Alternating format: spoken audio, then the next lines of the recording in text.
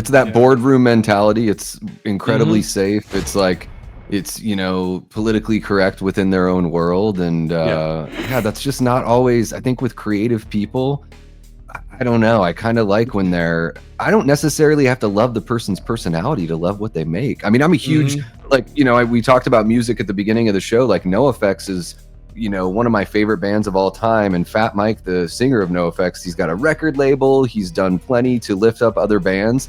But the guy is kind of a friggin' mess at the same time. And I kind of like that train wreck aspect. Like, you just never know what you're going to get out of this person. But also, I don't have to sit there and endorse every single thought and every single word that comes out of their mouth either.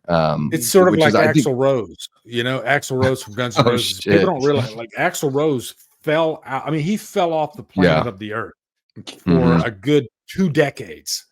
yeah, And that's why, like, there's an interview with Billy Corgan from Smashing Pumpkins on Joe Rogan.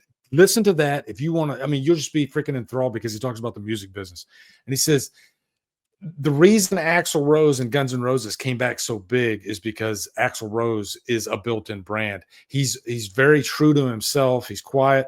He's honest. And he has a fuck you attitude. You know, I'm gonna just, you know, I might piss a lot of people off, but I don't need you. I don't need to come back. So that's why he ducked out for like 2 decades. And then yeah, when he was ready, he finally came back because he wanted to do it. He didn't do it because somebody put a big fat check in front of his face. You know? yeah. We wouldn't have Megadeth if Dave Mustaine played by the rules. We just would have had a Metallica that would probably be a lot better than the Metallica we have. Mhm. But Megadeth, I think, is like 10 times better than Metallica. So I'm really glad that we have both. Be careful, you're gonna offend Nick.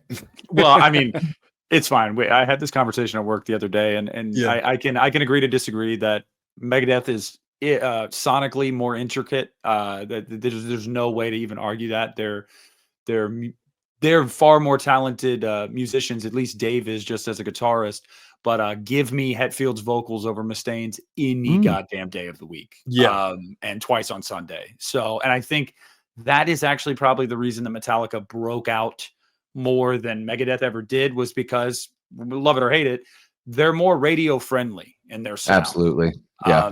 And to some people, that's a knock on them. And I totally understand that. A lot of people say the Black Album's their best album. No, it's not. The Black Album just has the most songs that made it on the radio. The Black Album's probably one of the albums I listened to the least, because all those songs were overplayed. I think Justice for All might be my favorite. They're businessmen. Ride the Lightning for me. Yeah, Ride the Lightning's great too. They're businessmen more than they are musicians, at least after And Justice for All, for sure. You want a Metallica hot take that like nobody says, that I stand by this. I think the drums on Saint Anger are far more interesting sounding than the drums on Death Magnetic, and maybe anything that they've done after Saint Anger. When I listen to Saint Anger, the drums sound different. They sound weird. But to me, for certain songs, they sound interesting. Dude, I love that record. I unapologetically love that record. It's so angry. I think it's a highly underrated record. If you really start listening to it, at least watch Some Kind of Monster. Very different. If you haven't watched Some Kind of Monster, it shows I've watched it multiple times. Yeah, making Saint Anger and where the band was at that time, it makes sense why that album was so fucking angry. Like it's just. I love that album for all the risks that it took. I was not a fan of 72 Seasons. I just wasn't. No, me neither. And I loved Hardwired. I thought Hardwired was like, oh, hell yeah, okay. Yeah. And then 72 Seasons, I was like, I gave it one listen through, and I was like, not for me, man. But even Hardwired sounded like, I don't know, you could probably compare it to whatever was popular. I mean, but I think Saint Anger was the very last fully authentic Metallica album. You know, everything Saint Anger before had a distinct feel to them. The Black Album had a distinct feel to it. And Justice for All has a distinct feel to it. It has no bass. You know, all those albums before that. By the way, I saw Metallica and Guns N' Roses in 1992 at Mile High Stadium.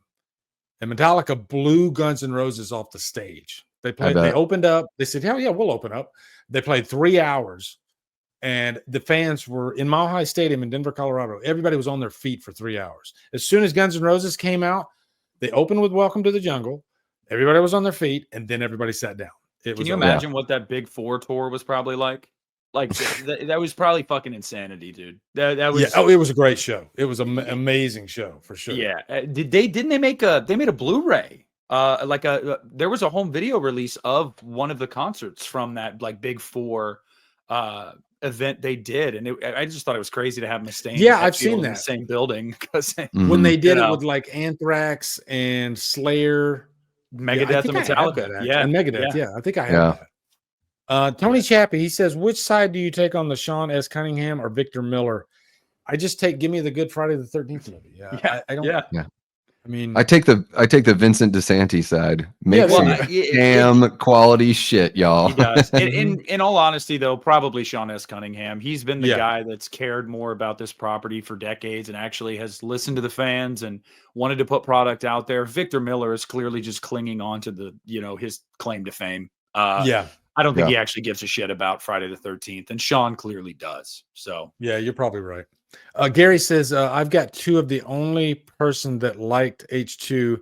I loved all the weird dreams. And in the UK, I never learned about the version where he talks until years later.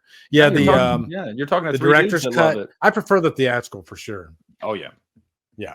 Yeah. I'm a director's cut guy, except for the end, because I don't want to hear him talk. Lee, make the fucking supercut. You've done this so many times. Make the supercut. Just make a Halloween 2 with the director's cut footage until they get to the shack. And I love how broken Laurie is in it. I like that we see that ugly side of her character more so in the director's cut, where the theatrical cut usually cuts right before it gets ugly. Yeah, so there's not as much of that development. All the added stuff, and I watched it right before our first stream.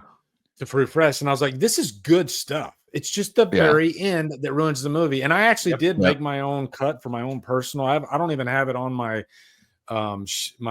shared drive because I have a lot of cuts on my shared drive, and people will message me and I'll send it to them for free. I don't care, but I still need to put that cut on there so that way I can send it out to people. But yeah, it's just weird how like the theatrical cut trimmed a lot of Laurie's. I mean, there's still a lot of her like descent into madness, but it trimmed some of the stuff that was like the best, like the breakfast scene where she says one day at a time and then it's over. But in the director's cut, they go back and forth. Oh my God. And then you have the scene upstairs where she's drinking and listening to like Honky Tonk Halloween on the TV. And Annie basically comes in and was like, you're a fucking train wreck, basically. And they get into another argument. I'm like, this shit is good. Like it makes Annie's death that much more sad.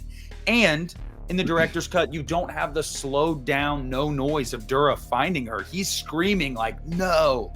In the director's cut, oh my God, bro. Rob Zombie's Halloween 2 might be it's official. It's my comfort Halloween movie. Like that movie, I throw it in, I think, at this point in my life more than any other Halloween movie. If I'm like just doing nothing in the background, and I'm like, I just want to throw a movie in, I'll throw in Rob Zombie's Halloween 2. It's a comfort movie for me. I'm getting on my tombstone etched. RZH2 is a masterpiece. That's going to be on my fucking tombstone. It is every time I watch it, I just fall in love with it all over again. I'll put on my tombstone, don't give me no reason. Yeah. I mean, you got Jeff Daniel Phillips, man, delivering the goods. My favorite scene in that movie with Jeff Daniel Phillips is when he's carrying out the trash and he gets to the door and he does the yes. Yeah. He does the Judd beautiful Nelson moment at the end of Breakfast Club. Well, hello there. You just watched an outrageous clip from the Hit the Bricks podcast. I really hope you enjoyed that clip. If you want to see more clips, you can click here or you can click here. And you can just have yourself a ball, all right? And also follow the Hit the Bricks podcast on Spotify as well. Thank you guys. Have a wonderful day.